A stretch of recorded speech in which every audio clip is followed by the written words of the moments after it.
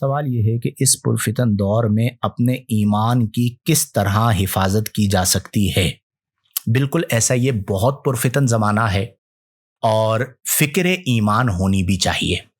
اب کیسے حفاظت کی جا سکتی ہے؟ اس میں مختصر تو یہ ہے کہ فرائض و واجبات کی پابندی، صغائر و کبائر سے اجتناب، اور علماء ربانیین کی صحبت، اللہ والوں کی صحبت۔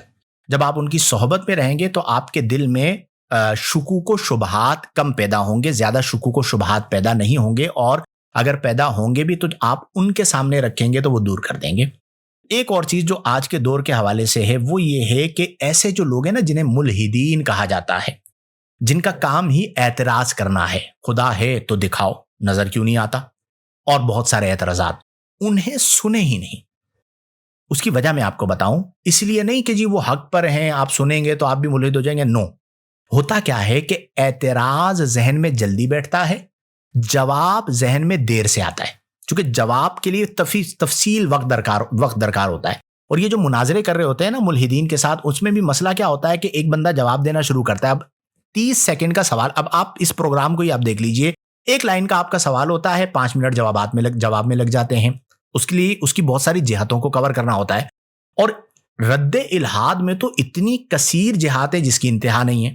تو وہ ایمان پر وار کرتے ہیں، اعتراض ذہن میں بیٹھ جاتا ہے، جواب سمجھانا شروع کرتے ہیں، وہ دوسرا اعتراض داغ دیں گے، تیسرا اعتراض داغ دیں گے۔ اسی لیے کہا جاتا ہے ملحد اگر کہیں پر آپ کے ساتھ بیٹھے نا تو اس سے موضوع سے نہ ہٹنے، وہ پھدک کر یہاں پر جائے گا، پھدک کر یہاں پر آئے گا، ٹھیک ہے، اور موضوع کو بدلنے کی کوشش کرے گا۔ تو ایسے لوگوں کو سنیے ہی مت، یا ایسے لوگ جو مذہب کے نام پر آتے ہیں لیکن متجدد ہوتے ہیں، یعنی وہ آ کر ایسی جہت بیان کریں گے کہ جو آپ نے سنی نہیں ہوگی، یا اکثر علماء کے خلاف موقف ہوگا، امام اعظم کے خلاف ہوگا، وہ کہیں گے میری عقل اس بات کو وہ امام اعظم سے بھی معاذ اللہ بڑے ہو گئے۔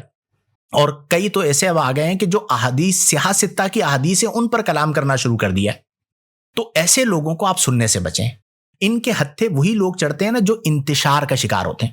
اور ایسے لوگوں کو جو سننے والا طبقہ ہے ان سے بھی پوچھا جائے کہ بھئی آپ کی روحانیت میں کتنا اضافہ ہوا، وہ جو 1 گھنٹہ تم نے ان کا کلپ سنا ہے، کیا اس سے بہتر نہیں تھا کہ آپ تلاوت قرآن کر لیتے، احادیث رسول پڑھ لیتے؟ اتنی بحث برائے بحث کامنٹس میں آ جائیں گے، ایک اس پہ تنقید کر رہا ہے، دوسرا اس پہ تنقید کر رہا ہے، جواب آ رہا ہے، جواب الجواب آ رہا ہے، جواب الجواب آ رہا ہے، بڑا کر کے۔